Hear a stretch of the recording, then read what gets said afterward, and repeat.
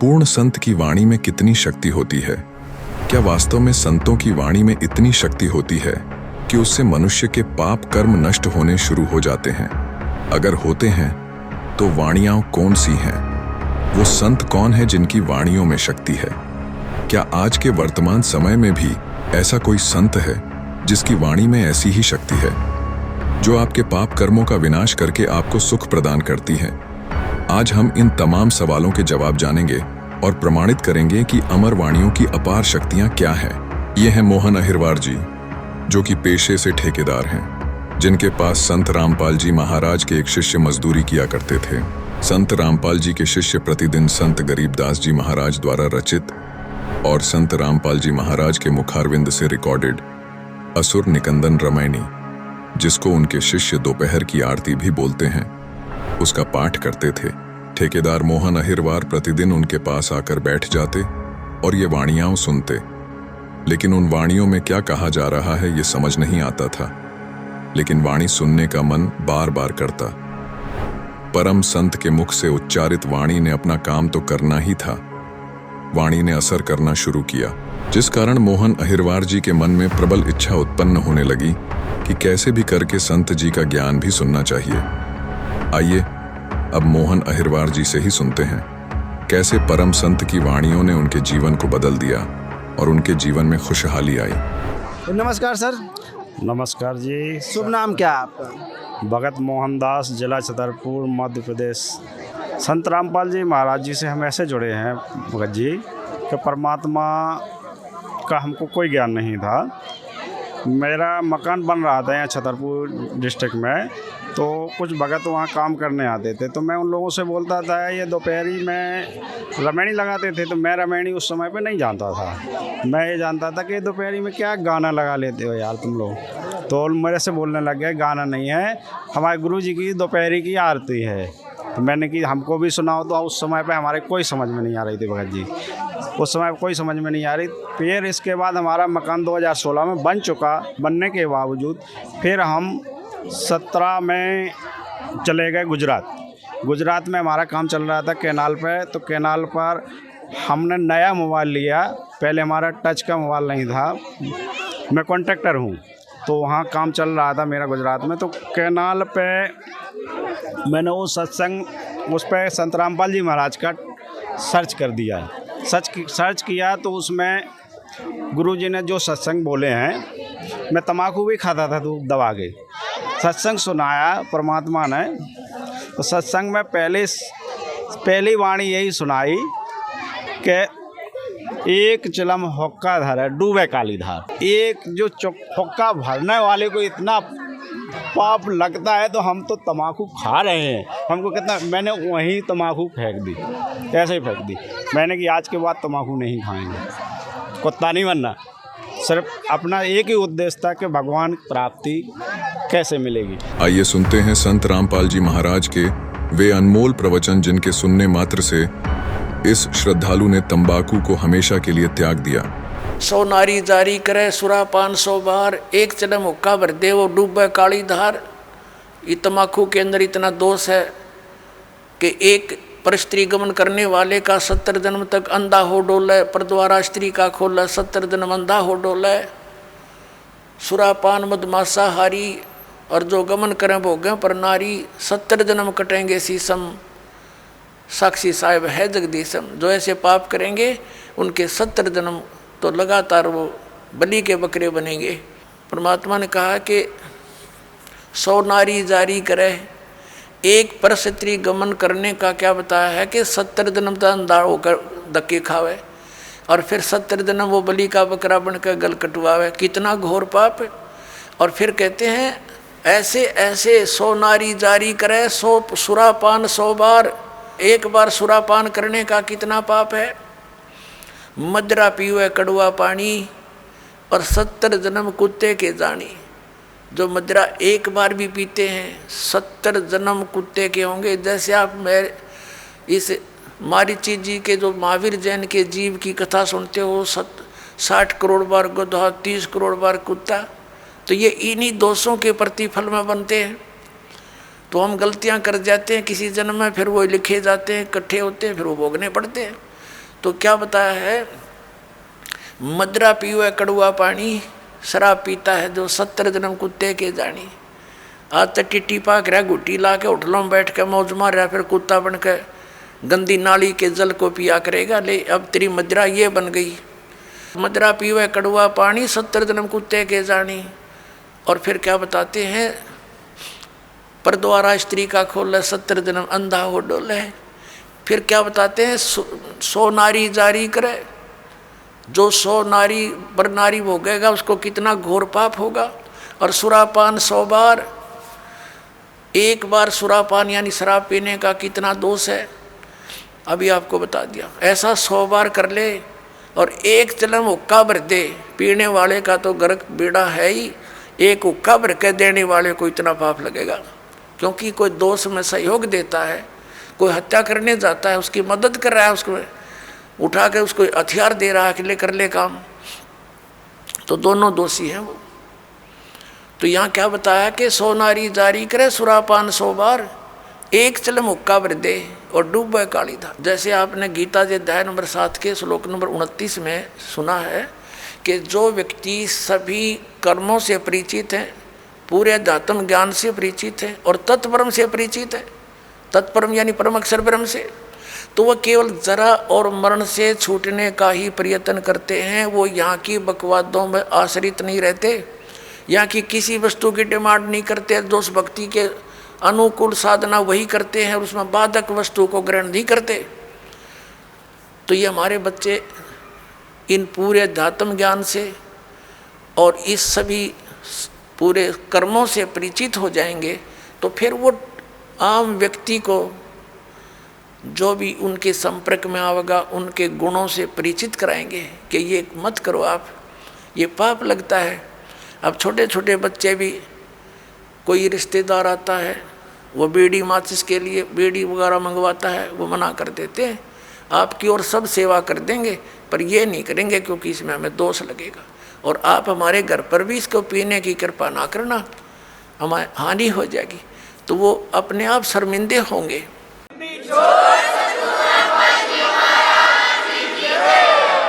एक भक्त बता रहा था कि ऐसे हमारे घर पर हमारा एक बहनोई आ गया, लड़के थे घर पे, और वो लगा निकाल के बीड़ी पीने। उनसे उन्होंने कहा, जी आप फूफा जी बीड़ी ना पियो हमारे घर पे।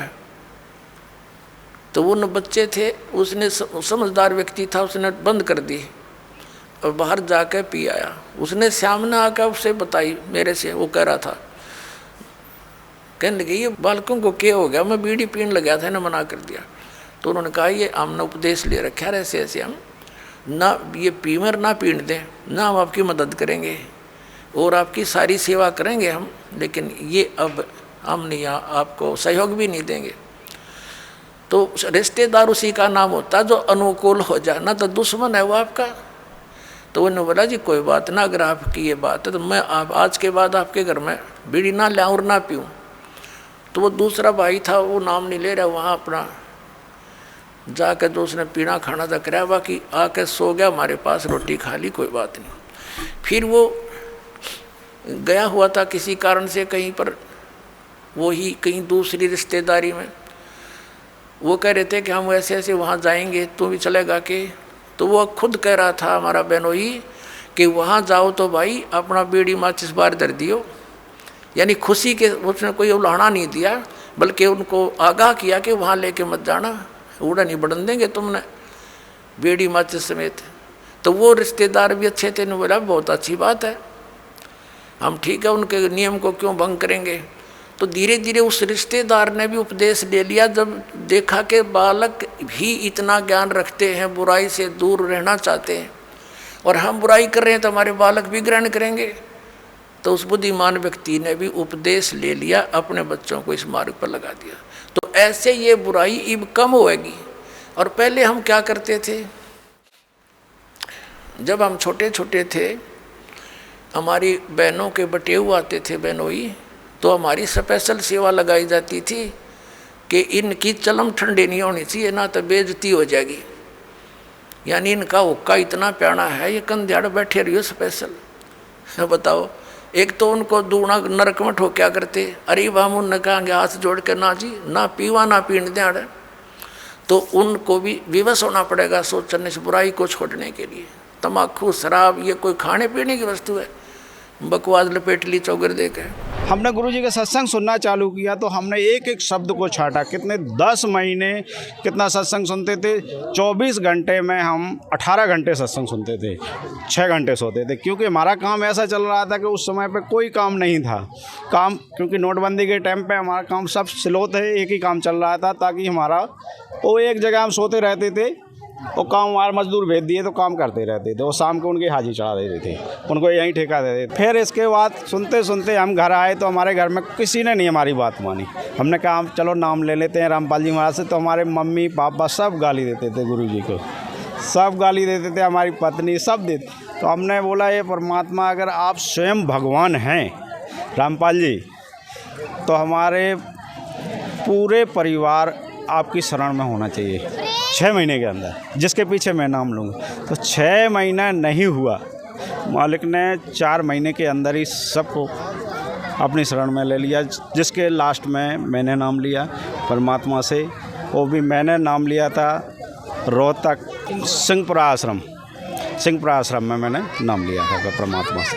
परमात्मा ने मेरे ऊपर इतनी दया करी, पहले मान के चलो मैं हज़ारों के ठेके लेता था, लाखों के। अब परमात्मा की ऐसी दया है, करोड़ों के 10-10, 20-20 करोड़ तक के परमात्मा दया कर रहा है। संत रामपाल जी महाराज की वाणी और प्रवचनों की शक्ति ने मोहन अहिरवार के जीवन को बदल दिया। ऐसे ही एक और श्रद्धालु का अनुभव सुनाते हैं, जिन्होंने केवल टीवी पर संत जी की वाणी और प्रवचन सुने और कैसे इनका जीवन बदल गया। देखिए। संत रामपाल जी महाराज जी की शरण में एक सैनिक का कैसे आना हुआ। ये एक अद्भुत कहानी है सर। मैं दुकान में बैठा था, कुछ 4-1 बजे का टाइम था शाम को। मेरे पिताजी कबीर साहब के बहुत अच्छे अनुयायी हैं, उनके भक्त हैं। वो अचानक, कभी मैं ज़िंदगी में हमको डांट तक नहीं मारा, उस दिन फ़ोन आया और एकदम डांट करके मुझे बोला, क्या यार ये केबल हमारी बंद हो गई और मैं धार्मिक सुनना है। तो कुछ ऐसे लहजे में बोला कि मुझे भी अंदर से मुझे भी गुस्सा आ गया कि मुझे ही क्यों ऐसा बोला है। फिर मन में सोचा कि मैं बड़ा ही बड़ा हूँ, मेरे को बोलेंगे और किसको बोलेंगे। मगर मेरे अंदर भी आग भड़क गई। तो मैंने क्या किया कि ठीक है बोल करके, और जो केबल वाला था मैंने सारी कसर उसके ऊपर निकाल दी। इतना गुस्से में बोला और 2 मिनट में उसे ठीक करके फटाफट मेरे पास दौड़ के आया। अंकल जी आप इतना गुस्से कभी हुए नहीं। मैं भी पछताया कि मैंने वाकई इसको गलत बोल दिया।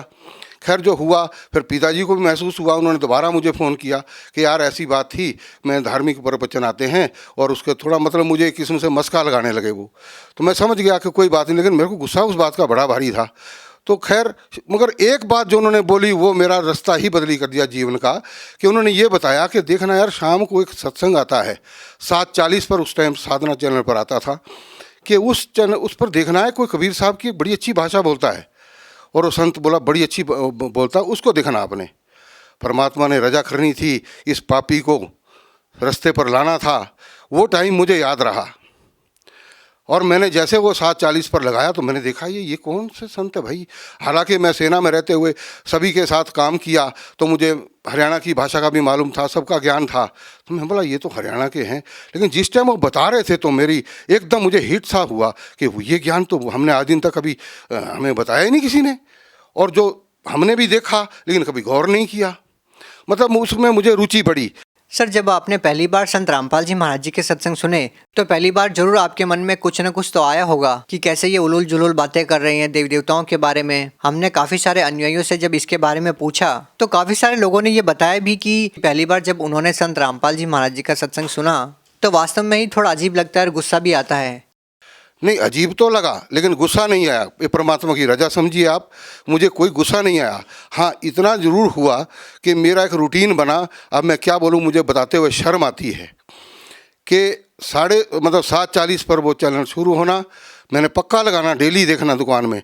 और मैं क्या बताऊँ, मुझे बड़ी शर्म आती है बोलते हुए कि उसी टाइम पर मैं शराब पी शुरू कर देता था। और वो मेरा ये रूटीन मुझे मालूम नहीं कि वो शायद 1 साल चला या कितना चला, लेकिन मैंने एक भी मिस नहीं की वो सत्संग। और वो मेरा था 1 घंटे में, जब वो ख़त्म मेरा भी बंद इधर से प्रोग्राम। तो ऐसे ही एक किस्म, आपको पता है शराबी कैसा होता है। लेकिन दिल में एक लहर ऐसी उठती गई और अंत में ऐसा अटैक हुआ मेरे ऊपर कि एक दिन मेरे मन में आया, बस इनफ, नहीं तो अब ख़त्म है तेरा काम। ऐसी अंदर से लहर उठी। मैंने उसी टाइम रात को, पता नहीं कितनी पिरक थी मुझे मालूम नहीं, लेकिन जब सुबह मैं सोया रहता था, सुबह मैं सबसे पहले उठ करके बैठ गया और जैसे पिताजी सामने आए, मैंने सीधा उनसे जब पूछा, पहला शब्द यही था, मैं कहा पिताजी आप नीचे बरवाला कब जाएंगे? तो मुझे ऐसे लगा कि मेरे मुंह से मुझे इतनी बदबू लगी, अरे बाप रे बाप, मैंने शराब इतनी बुरी तरह, उससे पहले कभी मेरे को बदबू नहीं आई, उस दिन लगी। बोला, मेरी तरफ देखा पिताजी ने, बोला अभी 10-15 दिन में जाएंगे। मैं कहा ठीक है जी, मैं भी जाऊँगा। वक्त में मेरी मिसेज भी आकर के खड़ी हो गई, तो मैंने बोला जी आपने भी चलना है? तो उसको एक बार मेरे जब फौज में मैंने फैमिली साथ रखी थी, तो अलवर में राजस्थान में, वहाँ उसको हीट स्ट्रोक हो गया था, तो वो डरती थी गर्मी से, उसके मुंह से निकल गया ना। और मेरे मन में एक फिर वो भाई परमात्मा, आपके पास तो मैं आना चाहता था विद फैमिली और आपने मुझे रुकावट डाल दी, ये क्या हुआ? चलो आपकी इच्छा है। जब जाने का टाइम हुआ, एक दिन पहले ही मिसिस को मैंने बोला भी जो सामान थोड़ा बहुत डालना डाल दे। पिताजी बोले वहाँ कुछ नहीं डालने की ज़रूरत है, वहाँ सब कुछ मिलता है। मैं कहा तेल साबुन तो डाल ले। बोला वहाँ सब मिलता है, तेल साबुन भी लेना तो पेस्ट ले लो और आपका ये क्या बोलते हैं ब्रश ले लो, बाकी सब वहाँ मिलता है। मैं कहा अच्छी बात है। तो मिसिस क्या बोले, मैं भी चलूँ? परमात्मा, कितनी खुशी हुई मुझे उस टाइम पर, मैं गदगद हो गया। परमात्मा ने इतनी इजाज़त दी मेरे को और हम दोनों गए, हमने वहाँ जाके नाम लिया। दर्शकों, ऐसा केवल परम संत के द्वारा वचन शक्ति से ही संभव है। लाखों करोड़ों रुपए खर्च करने के बाद जो लोग नशा नहीं छोड़ पाते, वे संत रामपाल जी महाराज के वचन सुनने मात्र से सब विकार छोड़ देते हैं। आज के वर्तमान समय में पूर्ण संत रामपाल जी महाराज हैं, जिनके मुख कमल से इन वाणियों को सुनने मात्र से श्रद्धालुओं को गजब के लाभ प्राप्त हो रहे हैं। संत रामपाल जी महाराज के मुख कमल से, उनके सत्संग सुनने मात्र से भयंकर कष्ट दूर हो रहे हैं। आइए आपको ऐसे ही कुछ प्रमाणों से रूबरू करवाते हैं। बहुत कहता था कि मेरा नशा छुटवाने वाला इस धरती पर कोई नहीं है, जिसके कारण पर जिस दिन मैंने सतगुरु रामपाल जी महाराज जी से नाम दीक्षा ली थी, उस दिन से हमने ये पता लगा कि सतगुरु रामपाल जी महाराजियों के रूप में पूर्ण परमात्मा कबीर साहिब आए हुए हैं और उन्होंने हमारा सब प्रभाकर का नशा छुटवा दिया उसी दिन से। अगर कोई भी नशे से परेशान है, किसी का भी नशा नहीं छूट रहा है, मैं ये गारंटी लेता हूँ, जिसने संत रामपाल जी महाराज जी का ज्ञान सुन लिया और उनसे नाम दीक्षा ले ली, वो नशे के कभी पास भी नहीं जा सकते। जैसे मैं था, 16 साल का नशा करने लग गया था और मुझे 10 साल हो गए जब से मैंने संत रामपाल जी महाराज जी का नाम दीक्षा लिया, उनका ज्ञान सुना है। मैं नशे को छू भी नहीं सकता और करना तो बहुत दूर की बात है। नशा पान बहुत करता था, जैसे बीड़ी, सिगरेट, गुटखा, तम्बाकू।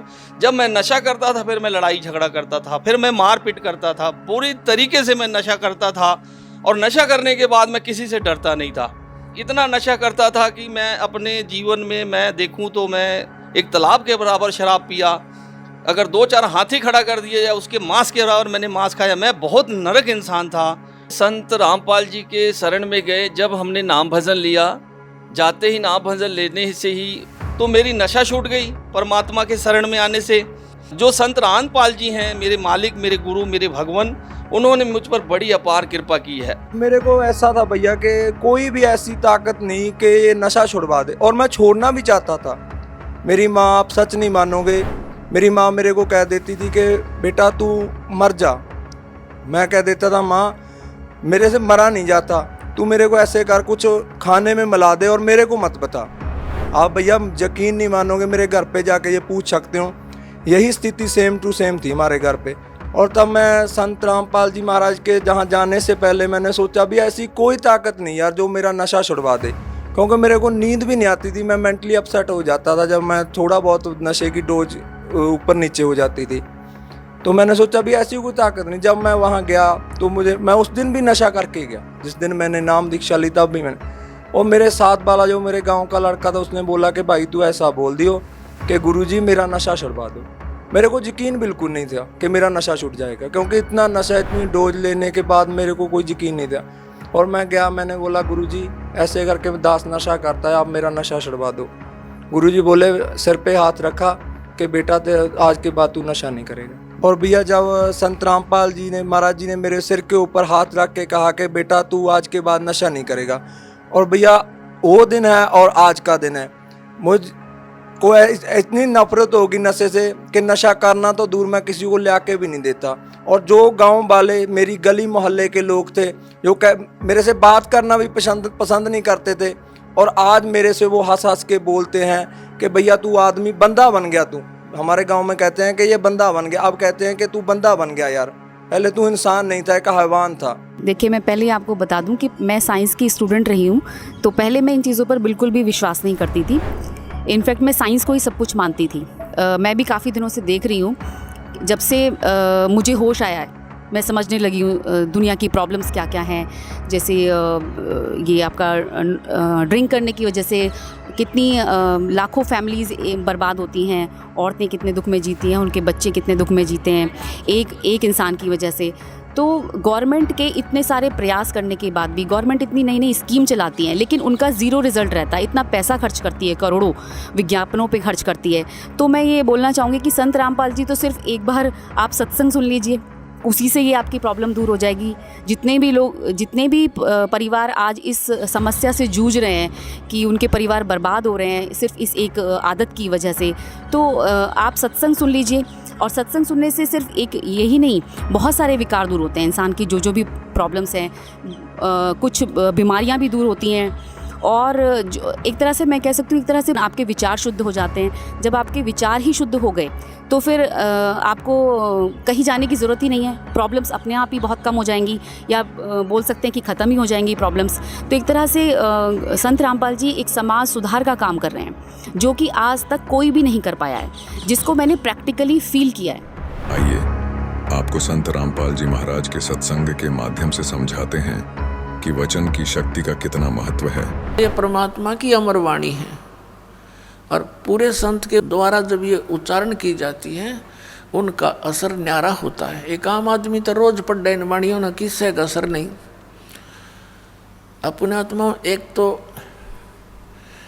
राजा आदेश दे और एक व्यक्ति विशेष वही आदेश दे, तो अप्लीकेबल नहीं हो सकता। एक समय एक रानी ने गुरु धारण कर रखा था, उसको ज्ञान बहुत अच्छी तरह समझ में आ गया बेटी को। वो अपने पति से प्रतिदिन प्रार्थना करती थी कि नाम ले लो, ये राजपाट सदा नहीं रहेगा, सदा राजा नहीं रहोगे तुम।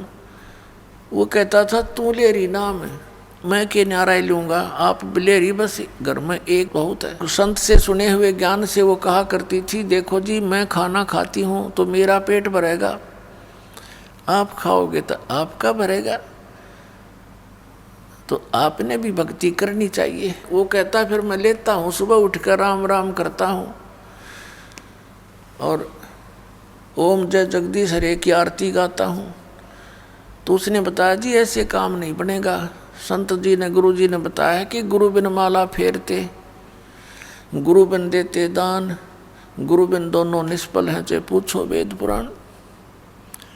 राजा ने सोचा यार रोज कान खावे मेरे, इसके गुरुजी से ही डिस्कस करके आता हूँ मैं एक दिन, और उससे पूछता हूँ कि क्यों दुनिया को मूर्ख बना रहे हो तुम, इनको बहका रहे हो अपने पैसे ऐंठने के लिए। भगवान ने की तब बैठ कर बजले, घर पे भी तो भज सकते हैं, गुरु की आवश्यकता। इस उद्देश्य से उसने कहा अपनी पत्नी से, ठीक है मैं एक दिन तेरे गुरु जी से मिलना चाहता हूँ। रानी की खुशी का ठिकाना नहीं रहा कि एक बार यूँ चला गया तो इसके 16 दिन आ जाएंगे, सुदन आ जाएंगे। राजा ने कहा मैं परसों चलूँगा। रानी ने अपने गुरुदेव से बताया। अब गुरुदेव तो जान उनको परमात्मा की कृपा होती है, वो समझ गए कि राजा कोई कुबद लेकर आवेगा ना, राजा की इतनी अच्छी किस्मत नहीं होती वो सत्संग में आ जाओ, तो बकवादा में राजी रहा करे। क्यों उस समय उसका आगे पाछे 50-60 आदमी सलूट मारनी है, जी सर करनी है, उसने भगवान की आवश्यकता कतई नहीं होती, वो तो ज्ञान से पता लगता है। राजा आया और अच्छा आसन दे दिया गया राजा को। तो संत जी ने कहा कि आओ राजन, कैसे आगमन हुआ। राजा तो जिस उद्देश्य से गया था सीधा ही बोला कि आप क्यों इन भोले बालों को मूर्ख बना रहे हो? क्या गुरु बनाना आवश्यक है? भक्ति तो वैसे भी कर सकते हैं, क्यों दुनिया को मूर्ख बनाए बैठा है? तो संत ने सोचा कि अब मैं जैसे प्रश्न का उत्तर नेगेटिव दे दूंगा, उसको तो नेगेटिव लगेगा, तो ये ना जाने के कुब्द कर देगा। उसने कहा, राजन अब तो मेरा भजन का समय हो गया है, मैं कभी आपके घर आऊँगा और आराम से बैठ कर डिस्कस करेंगे। राजा ने सोचा बहुत बढ़िया, वहाँ इसकी खूब खबर लूँगा, अच्छी तरह इसके कान खाऊँगा, सारी पूछ लूँगा इससे। कहने लगा ठीक है, आप वहाँ आ जाना। यूँ कह कर राजा उठ कर चला। अब क्या हुआ, रानी को बता दिया अपनी शिष्या को, बेटी मैं इस परसों आऊँगा, राजा से मिलूँगा। उसने जाके घर बता दिया कि कल गुरुजी आएंगे मेरे। अब राजा बाहर बैठा सिंहासन के ऊपर, नो सज दे के अपनी पूरी टौर दिखाने खातिर आसपास सैनिक खड़े, बॉडीगार्ड, अंगरक्षक, नौकर। अब बाहर पहरेदारों से यानी नौकरों से बोल दिया गया कि एक संत आएंगे। रानी के जो संत हैं वो नौकर जानते थे, क्योंकि रानी को साथ लेकर जाते थे रथ वगैरह में, कि उसको आने देना, रोकना नहीं। अब वो संत जी सीधे जा रहे थे, राजा बैठा सिंहासन पर, ऊंचे आसन पर, सैनिक खड़े थे। उस संत ने कहा कि सैनिकों, इस राजा को अरेस्ट कर लो, जेल में डाल दो। अब वो उसके मुंह की तरफ देख रहे हैं कि यू क्या बकवास कर रहा है, और वो राजा भी देख रहा है कि यू अच्छा बकवास दिया आदमी, ये तो मेरे राज्य को हड़पना चाहता है। उस संत ने फिर कहा कि तुम्हें सुनाई नहीं देता, अरेस्ट करो इसको, गिरफ्तार कर लो इसको, ये बैठा है सिंहासन पर। अब वो टस से मस नहीं हुए, वो आज्ञा का इंतजार कर रहे हैं, आदेश का, कि राजा क्या आदेश देता है, इसका बकलता रहे भी। राजा ने कहा कि इसको अरेस्ट करो। इतना कहना ही था कि वो पकड़ ली बाजू दोनों तरफ से। अगला आदेश क्या होगा ये वो इंतजार कर रहे थे। तब वो संत कहता है कि राजन, गराए आदमी की बेइज्जती नहीं करा करते। आप तो तू बुला के आया मेरे को, राज मेरी बेइज्जती कर रहा है।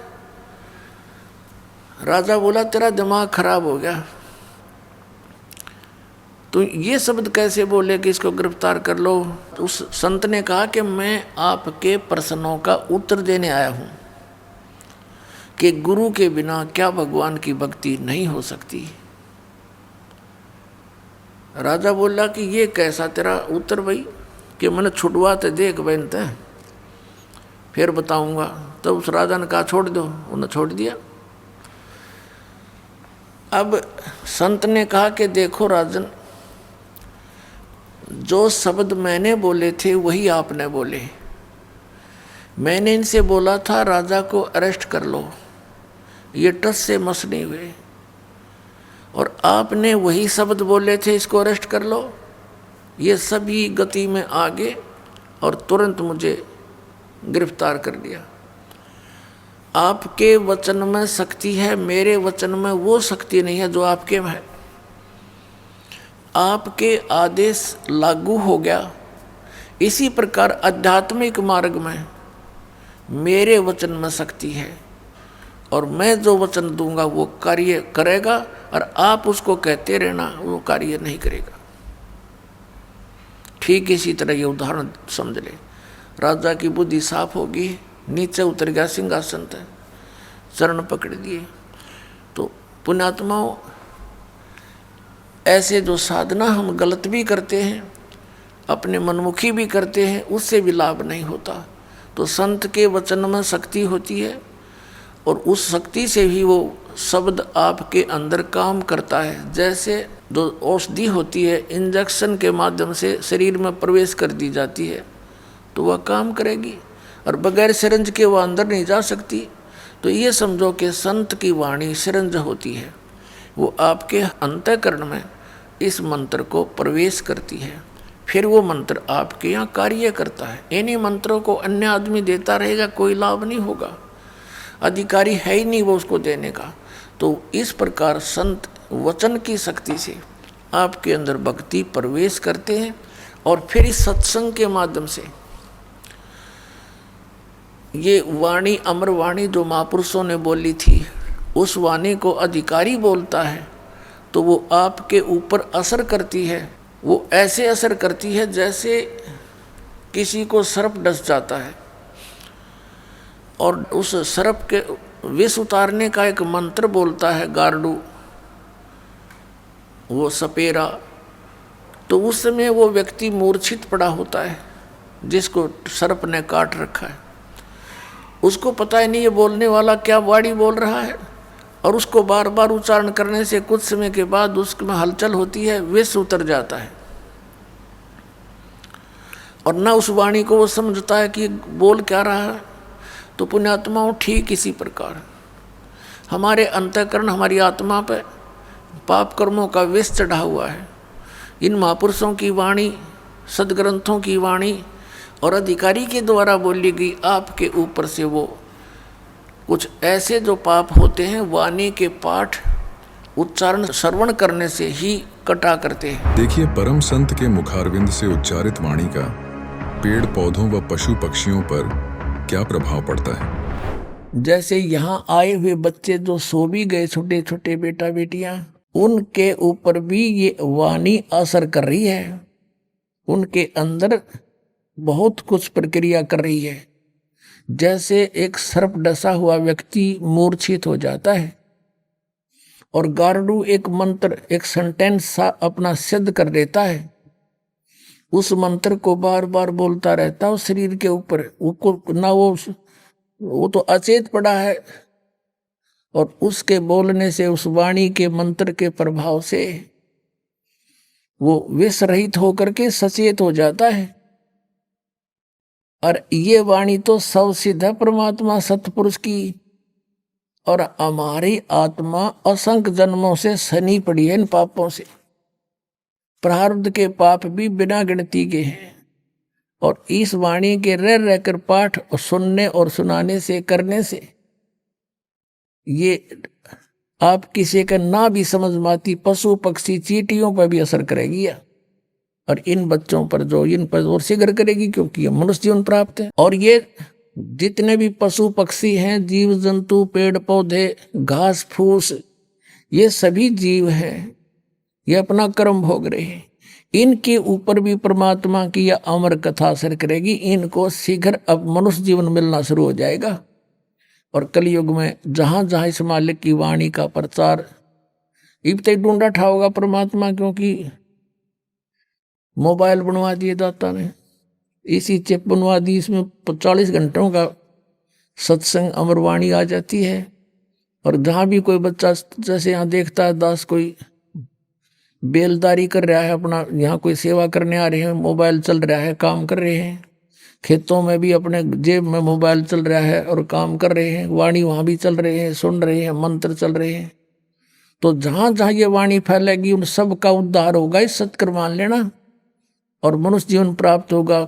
आधे से ज़्यादा संस्कार इनके खत्म हो जाएंगे उनके भी, और तुरंत मानव शरीर प्राप्त कराना शुरू कर देगा, क्योंकि हम सभी उस परमात्मा के बच्चे हैं और उस परमात्मा ने सभी के ऊपर रहम है, सभी के उद्धार की चिंता है। किसकी किस प्रकार होगी, किसकी किस प्रकार होगी, वो सब अब परमात्मा ने सारे फार्मूले लगा देने हैं। जैसे कोई भक्त इस ज्ञान से परिचित और किसी कारण से नाम खंडित हो जाने से उसकी मृत्यु हो जाती है, तो वो कहाँ जाता है? आपको प्रथम मंत्र में श्री ब्रह्मा जी, श्री विष्णु जी, श्री शिव जी, श्री गणेश जी और श्री दुर्गा जी आदि इन देवों के वो मूल मंत्र दिए जाते हैं, जिनसे आपको बहुत लाभ मिलना है। तो उस कारण से आप पार ना हो गए तो इनके लोकों में जाओगे वो सुख भोगने के लिए, जो आपको इस प्रथम मंत्र के बेनिफिट प्राप्त हुआ है। ये लाभ आप वहाँ अक्षीण करने चले जाओगे। वहाँ जाकर आपको याद आएगा कि ये तो गुरुजी बताया करते थे कि हमने यहाँ का देव पद भी नहीं लेना, राज्य पद प्राप्त नहीं करना, यहाँ हमारे पुण्य नाश होते हैं। तो वहाँ जाकर फिर वो रोते हैं। और ये जो प्राइम टाइम होता है इसका सीमा है। जैसे अब जो बिजली पीढ़ी चली है इसका समय निर्धारित है, उसके बाद ये भक्ति नहीं रहेगी। इस बीच जो निकल गया सो निकल गया। तो वो भक्ति जो युग है उसका समय समाप्त होने को होता है, हो चुका होता है, और उनकी मृत्यु हो जाती है। वो कोई ब्रह्मा जी के लोक में जा रहा होता है, कोई विष्णु जी के लोक में, कोई गणेश जी के यहाँ अपने इन मंत्रों के पुनों के आधार से, भक्ति के आधार से इनको वहाँ खाता है, बर्बाद करता है। तो वहाँ वो रोते हैं। तब परमात्मा जाते हैं, उनको वहाँ से छुड़वा कर लाते हैं। उनको उस समय मनुष्य दोबारा जन्म नहीं देते, उनको अपने पास स्टॉक में रखते हैं। उनके ऊपर इतना रहम हो जाता है कि अब उनका जन्म आपके घरों में होगा, आपके बेटा बेटी, आपके पोता पोती के रूप में सबके घर वो पुण्यात्माएं आएंगी। उनके संस्कार इतने गजब के होंगे, इतने अच्छे होंगे कि उनको किसी प्रकार का कोई कष्ट नहीं होगा उनके जीवन में। और उनको जन्म से ही मंत्र मिलेंगे, 3 वर्ष के होते ही भक्ति करेंगे, और 8 वर्ष का होते उसको सतनाम मिलेगा, और फिर 12 वर्ष के बाद, 13 वर्ष के बाद अंतर ही उसको सतनाम सारनाम प्राप्त होगा। अब के वो मोक्ष प्राप्त कर जाएंगे। आप भी करोगे, क्योंकि ये भक्ति युग प्रारंभ हुआ है। और या तो इसी जन्म में पार हो जाओगे, देखो कोशिश करना कि इसी जन्म में पार हो, फिर तो फिर ही होता है। नेक्स्ट लाइफ का, नेक्स्ट जीवन की सपने में भी इच्छा मत रखना। फिर भी किसी कारण से पैर फिसल जाता है तो वो फिर तुरंत ही मनुष्य जीवन प्राप्त करके तुरंत ही भक्ति पर लग जाता है। अपने आत्माओं, देखो आप भक्ति और इस अध्यात्म मार्ग से परिचित नहीं है। अब जैसे यहाँ कितने दुखी भक्त आते हैं, रोगी आते हैं, सब जगह जवाब मिल जाता है, वो यहाँ लेकर आते हैं। हमारे भक्त उनको समझाते हैं कि चलो आप वहाँ ठीक हो जाओगे। तो वो केवल ठीक होने के उद्देश्य से जो आते हैं, और वो ये सोचते रहते हैं कि हम ठीक हो जाएं, बस इतना ही हमें चाहिए, तो उनको परमात्मा राहत शीघ्र नहीं देगा। आप ये उद्देश्य लेकर आओ, इस ज्ञान को समझाओ। जिसको भी आप लाते हो अच्छी बात है, ज्ञान समझाओ, और ज्ञान समझा कर फिर उनको नाम दिलाओ। फिर परमात्मा तुरंत हाथ पकड़ लेता है। और यदि ऐसे ले आते हैं और वो इस उद्देश्य से आते हैं, बुरी बात नहीं है, अच्छा है। यदि वो व्यक्ति नाम, क्योंकि नाम तो हम देंगे ही देंगे, समाधान तो बाद होगा, तो पहले मंत्र दे देंगे। अब नाम जिसने मिल गया और अंतिम सांस गिना, मरना तो उसने था ही, इस मंत्र को एक बार पूरा बोल दे, सुन ले, वहाँ पर ना बोल सके और मृत्यु हो जा तो भी उसको मनुष्य जीवन मिलेगा, उसमें बीज भक्ति का बूगा।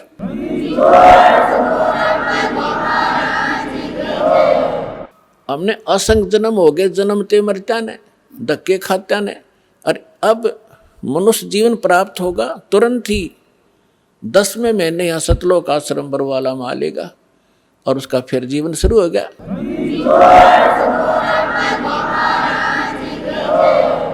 संत रामपाल जी महाराज कहते हैं, यदि साधक उनसे नाम दीक्षा लेकर केवल एक मंत्र का जाप भी कर लेता है तो भी उसे अगला जन्म मनुष्य का प्राप्त हो जाता है।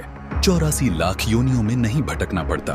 यदि पूर्ण संत की शरण में आए किसी बुजुर्ग व्यक्ति की मृत्यु हो जाती है, भले ही उसका पूरा विश्वास पूर्ण संत पर न हुआ हो, तो भी पूर्ण संत की शरण लेने से व उसकी वाणियों की अपार शक्तियों की वजह से उस साधक को भी मनुष्य शरीर प्राप्त हो जाता है। ऐसा ही एक उदाहरण आपके सामने प्रस्तुत करने जा रहे हैं, जो कि इस नन्हे बालक की कहानी है। 80 वर्ष की आयु में संत रामपाल जी महाराज से दीक्षित ये बच्चा पिछले जन्म में सोहन दास था। संत रामपाल जी महाराज से नाम दीक्षा ले रखी थी, लेकिन आयु की अधिकता या किसी कारण से विश्वास न हुआ कि ये पूर्ण संत हैं और शरीर छोड़ गया। परम संत से नाम दीक्षा लेने मात्र से उस वृद्ध भक्त सोहन दास को अगला जन्म मनुष्य का मिला और आज दोबारा संत रामपाल जी महाराज की शरण में आकर पूर्ण विश्वास के साथ भक्ति कर रहा है। आज वर्तमान में भक्त सोहनदास इस बच्चे के रूप में आपके सामने हैं। ये है पूर्ण संत के वचनों की, उसके ज्ञान की महिमा। आइए आप अब खुद सुनिए ये अद्भुत दास्तां।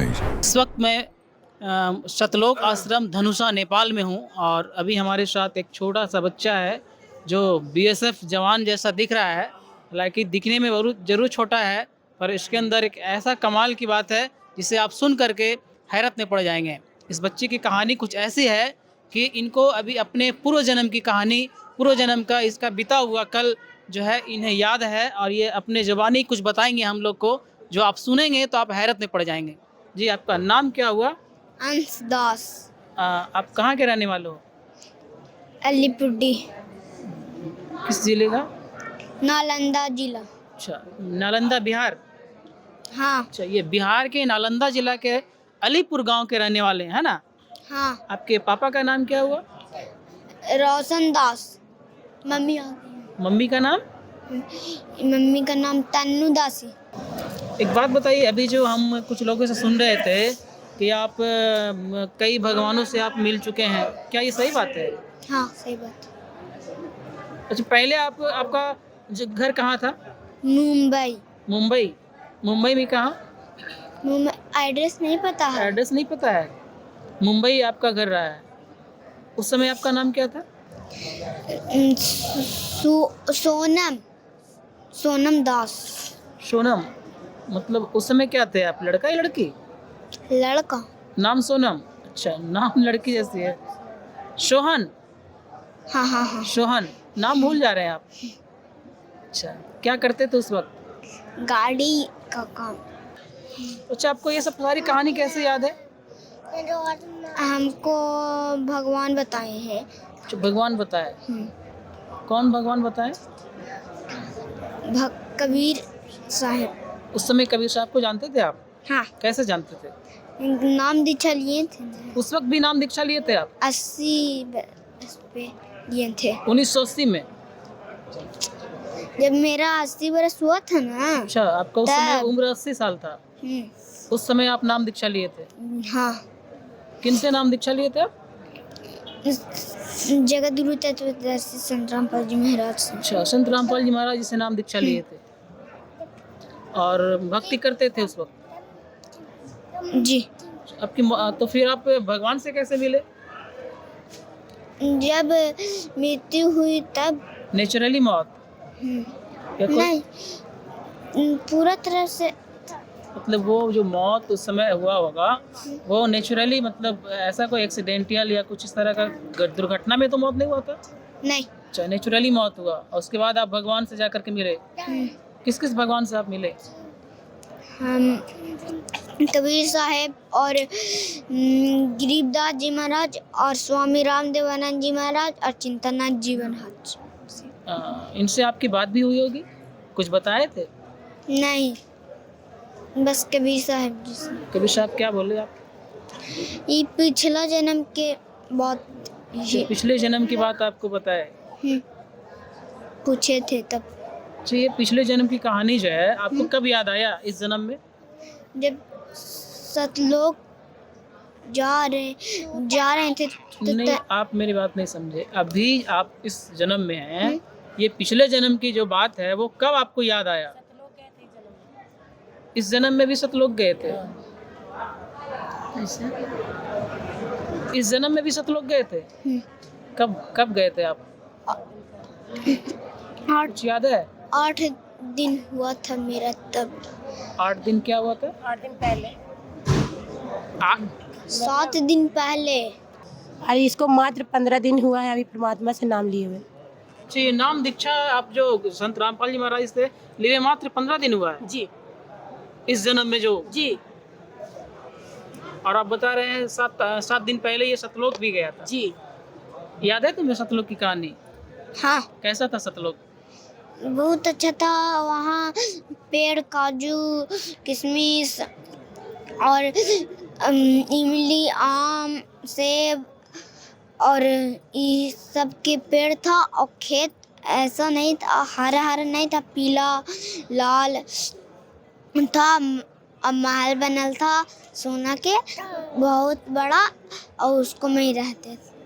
रहे थे 4 घंटा। 4 घंटा जा करके वहाँ रहे? वहाँ कुछ खाए पिए भी थे? हाँ, क्या खाए थे? खीर। तो ये सारी कहानी झूठ तो नहीं बता रहे हो ना आप? नहीं सच बोल रहे हो? जी।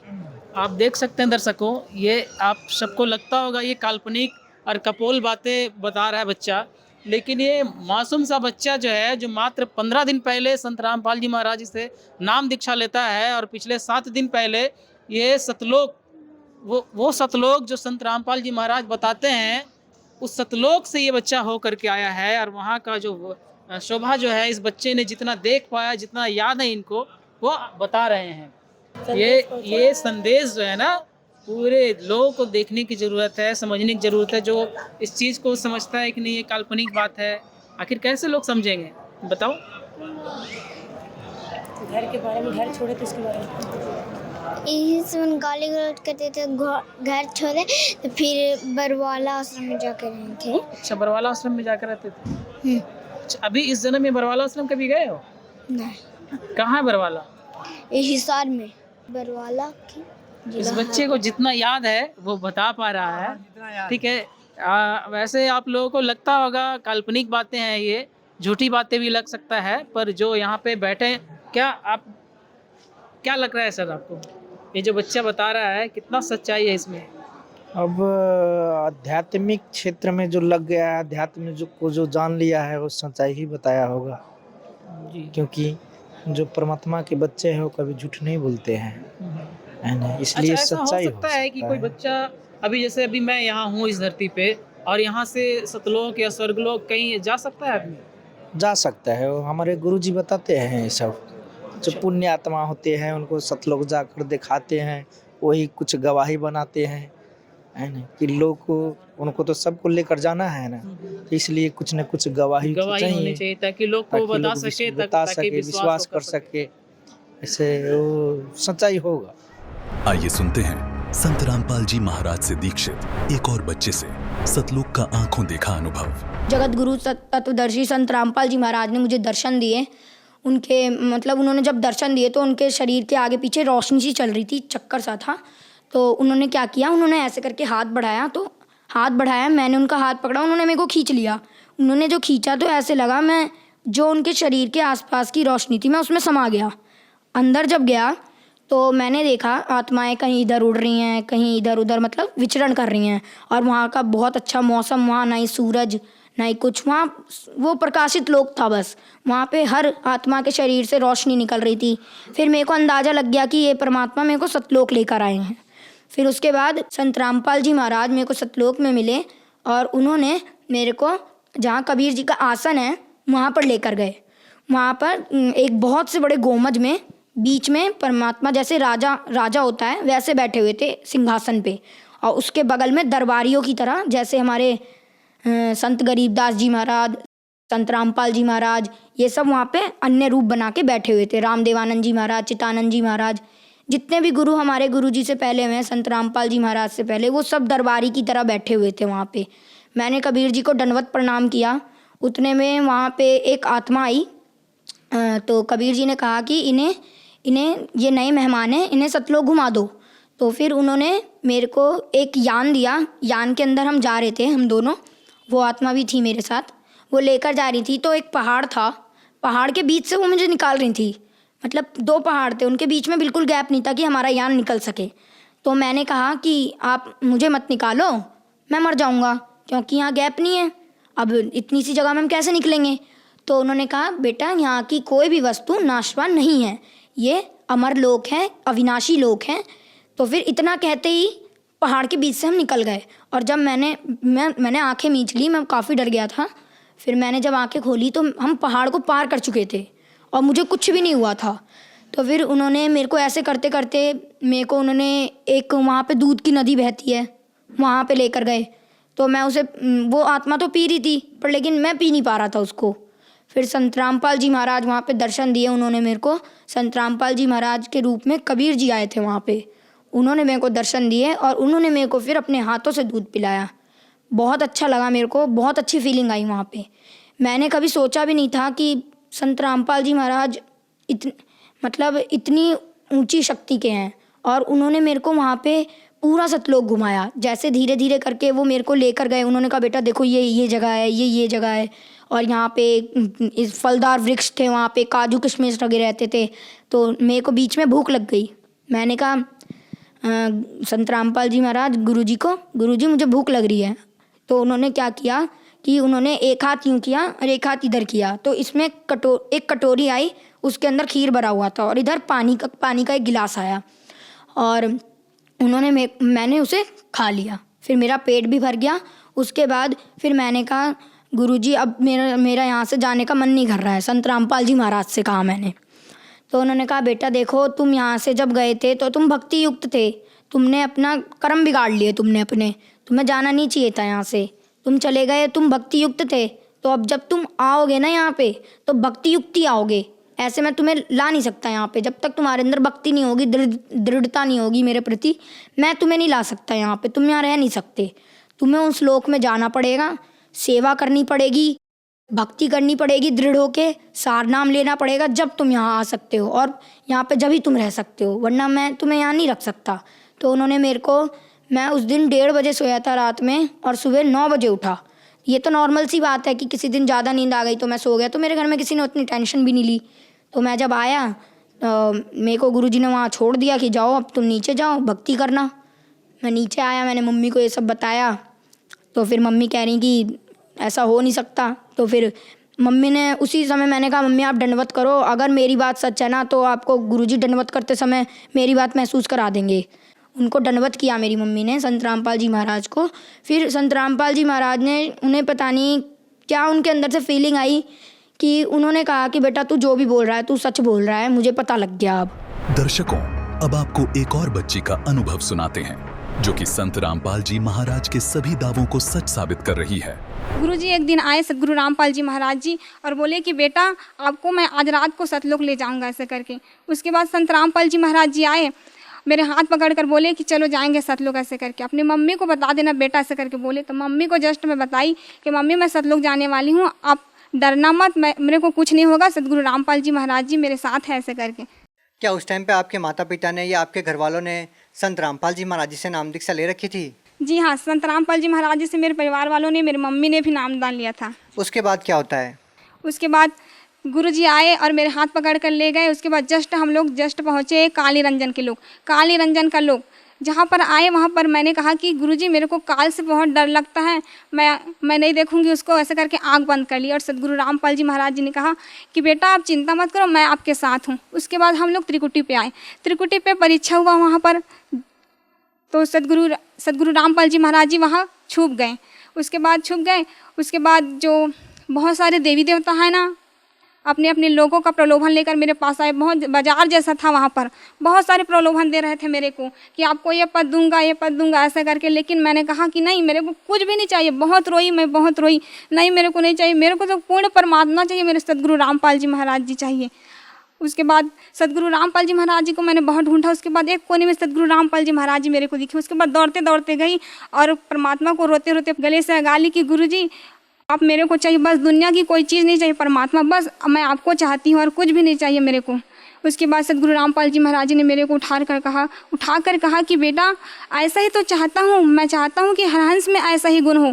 सतलोक जाते समय परमात्मा ने मेरे में पूरा शील, संतोष, विवेक, क्षमा, जो सतलोक जाने का जो गुण होता है ना व्यक्ति में, वही पूरा स्थापित कर दिए थे। उसके बाद सदगुरु रामपाल जी महाराज जी ने कहा कि बेटा कोई बात नहीं, मैं ही कबीर परमात्मा, पूर्ण परमात्मा सदगुरु रामपाल जी महाराज जी के रूप में आया हूँ बेटा, लेकिन संसार के लोग मुझे नहीं समझ रहे हैं। कोई बात नहीं, इंसान में इतना अहंकार घर कर गया है कि मेरे को समझना ही नहीं चाहता है।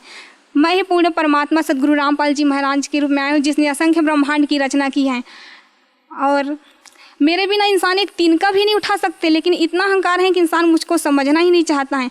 लेकिन कोई बात नहीं बेटा, बहुत जल्द सतयुग जैसा समय स्थापित होकर ही रहेगा। मैं चाहूँ तो पल भर में मंत्री सभी की बुद्धि को बदल सकता हूँ, लेकिन मेरा कुछ मिशन है बेटा और लीला करने वाला हूँ। उसके बाद मैं बहुत जल्द सतयुग जैसा समय स्थापित करूँगा। उसके बाद गुरुजी ना मेरे को सतयुग जैसा समय है उसमें ले गए। तो मैं बोली कि गुरुजी ऐसा ऐसा होगा बेटा, देखो ऐसा करके पूरा भविष्य में ले गए। उसके बाद हम लोग नर्क लोक में देखें। नर्क लोक में ना काली रंजन जो तपतशिला में सभी जीवों को भूर रहे थे, गर्म तेल डाल रहे थे, बहुत गर्म खंभे पे बांधकर सभी जीवों को उसका जो बुरे कर्म का फल दे रहे थे। और सदगुरु रामपाल जी महाराज ने कहा कि देखो बेटा, ये लोग मेरे भक्ति नहीं किए, इसीलिए तो इसका ये हाल है, लेकिन अगर मेरे को ये अभी भी मेरे को पुकारेंगे तो मैं तुरंत दौड़ा चलाऊँगा। परमात्मा ही पर थे, मैं देखी। उसके बाद मैंने कहा कि सदगुरु रामपाल जी महाराज जी, ये लोग तो अपना मनुष्य जीवन ही बेकार कर गए, परमात्मा आपको नहीं पहचाने ऐसे कर। तो परमात्मा बोले कि कोई बात नहीं बेटा, धीरे धीरे सभी समझ जाएंगे मेरे को, ऐसे करके। उसके बाद कहाँ जाते हैं आप? उसके बाद हम लोग अंदर प्रवेश किए तो पूरा अंदर कहाँ? सतलोक के अंदर प्रवेश किया। उसके बाद सदगुरु रामपाल जी महाराज जी ने, गरीबदास जी, स्वामी रामदेवानंद जी महाराज और दादूदास जितने भी गए थे सतलोक, सभी संतों से मिलाया। वहाँ पर सत्संग के परमात्मा, इतना शांति, इतना बहुत अच्छा वातावरण था वहाँ का। यहाँ तो बिल्कुल भी नहीं है, बिल्कुल भी यहाँ कुछ भी नहीं है वैसे। वहाँ बहुत ही अच्छा वातावरण था। वहाँ पर बहुत सारे जो है जीव आत्माएँ थी सतलोक में, उन लोगों से मिला। सदगुरु रामपाल जी महाराज जी ने कहा कि बेटा आपको कुछ खाना ऐसे करके। तो मैं बोली कि नहीं गुरुजी, मेरे को कुछ भी नहीं चाहिए, बस आप मेरे साथ रहना हमेशा, ऐसे करके बोली। उसके बाद वहाँ जो ना सेब संतरे, वहाँ के पेड़ इतने लतफत थे, मैं देखकर बोली कि ज़मीन को टच करने वाले भी थे। तो बोली कि यहाँ का तो फल तो ख़राब होगा, ज़मीन से टच हुआ है तो ऐसा करके। तो वहाँ के हंस लोग जो थे वो लोग बोले कि नहीं ऐसा नहीं होता, सतलोक में कोई भी चीज़ खराब नहीं होता, ऐसा करके बोले। उसके बाद आप क्या देखते हैं और क्या वर्णन करना चाहेंगे आप? वहाँ पर हमने दूधों की नदियाँ देखी, बहुत अच्छे गार्डन थे, यहाँ ऐसा है ही नहीं। देखिए, आपने अपनी माताजी को बताया कि संत रामपाल जी महाराज मुझे सतलोक लेके जाएंगे, आप चिंता मत करना। कितने दिन तक आप इन लोगों की सैर करते रहते हैं और कब आप अपने शरीर में आते हैं? इसके दौरान भी आपने कुछ देखा हो तो आप हमें बताइए। उसके बाद जब मैं सतलोक चली गई थी तो मेरे घर के लोग बोलते थे मेरे मम्मी को कि ये क्या हो गया, ये कुछ भी नहीं कर रही है, बोल भी नहीं रही है, हम लोगों से बात नहीं कर रही, क्या हो गया इसको भूत प्रेत पकड़ लिए हैं क्या, ऐसे करके बोलती थी। जो जगत थे ना आधे लोग, वो लोग बोलते थे। तो मेरी मम्मी बोली कि नहीं, सदगुरु रामपाल जी महाराज जी इसको सतलोक लेकर गए हैं, आप लोग चिंता मत करना, ऐसे करके। कितने दिन तक आपका शरीर पड़ा रहा ऐसे? 3 दिनों के लिए ले गए थे मेरे को सतलोक। क्या 3 दिन तक आपका शरीर अचेत पड़ा रहा आपके घर पे? मेरा शरीर अचेत पड़ा था और सदगुरु रामपाल जी महाराज जी मेरी आत्मा को सतलोक लेकर गए थे। तो दर्शकों, आज के वर्तमान समय में पूर्ण संत केवल संत रामपाल जी महाराज हैं, जिनके वचनों में, जिनकी वाणियों में अपार शक्ति है। जिस मनुष्य शरीर को प्राप्त करने के लिए 84 लाख योनियों से होकर गुजरना पड़ता है, वो मनुष्य शरीर सोहनदास जी को केवल संत रामपाल जी से नाम दीक्षा लेने मात्र से मिल गया और अब अंशदास के रूप में अपने जीवन का कल्याण करवा रहे हैं, जिसके लिए उन्हें इस जन्म में संत रामपाल जी महाराज पर विश्वास करना होगा और मर्यादा में रहकर भक्ति करनी होगी। धन्यवाद।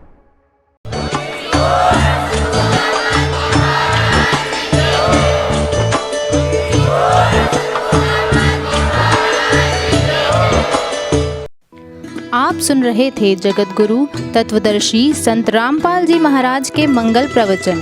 अधिक जानकारी के लिए संपर्क करें